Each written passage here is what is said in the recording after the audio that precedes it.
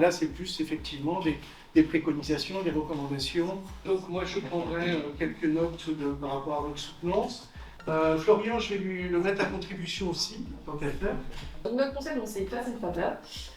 Du coup, ça va se découper en 3 temps.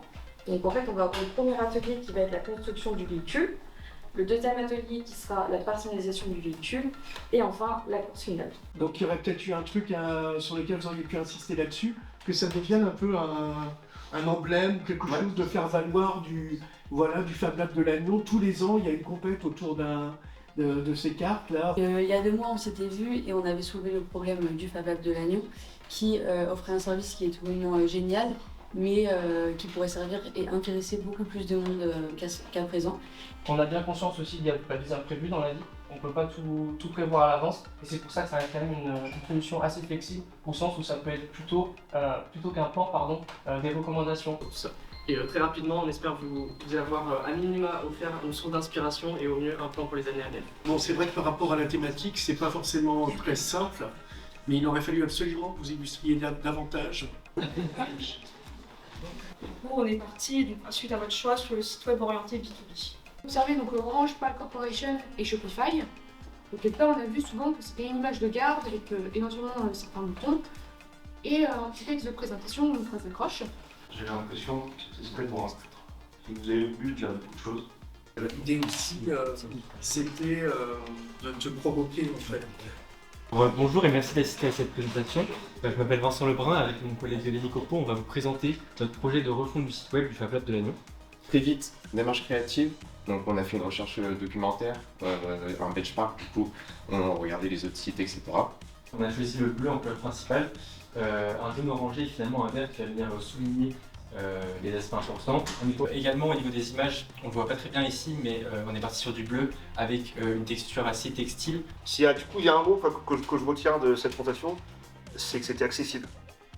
Je me suis dit, s'ils font bien les choses, ils vont nous montrer le back-end de WordPress pour rassurer justement Florian dans la simplicité d'usage du dispositif, quoi. Le concept revenu lors de la présentation précédente, c'était la communication 360. On pourrait installer un tableau avec toutes les informations du Fab Lab, programme. Et donc dans ces publications, vous pourriez présenter les différents ateliers. Parce qu'elle est là, il y a déjà plein de solutions. Est-ce que vous faites un lien avec la charte graphique existante? Est-ce que vous proposez votre charte graphique dans quelle mesure? Parce que là, on est sur 3 types de visuels qui sont très différents. Donc les Fab Labs qui sont donc, des espaces de fabrication collaboratifs, donc on s'est dit qu'ils pouvaient unir leurs forces. Donc tout d'abord des posts à peu près un mois avant, donc avec une inscription au concours, quelques petites modalités. Je pense que vous êtes répartis les slides. Parce que j'ai l'impression qu'il y a une différence d'agencement et de texte entre les slides. Je me trompe ou... Il faut absolument que vous illustriez davantage les slides, il y en a quelques-uns là qui sont... c'est infernal, on ne peut pas lire en même temps que vous écoutez. Avec une aventure pour chaque kit.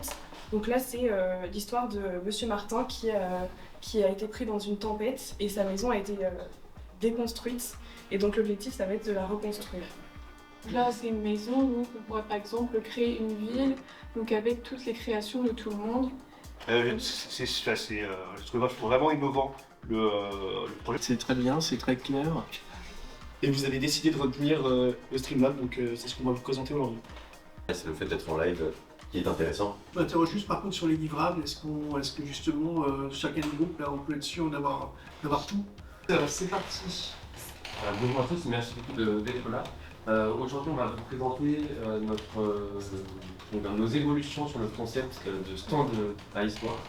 Le truc qui m'a le plus marqué, c'est qu'on voit que le projet a été pensé du début jusqu'à la fin, de la préparation du projet jusqu'au début de l'animation du projet. Sur cette question, cette interrogation de qui va rentrer dans le dispositif. Moi, j'entends le stand en lui-même. Vous avez tous répété vos soutenances ou pas?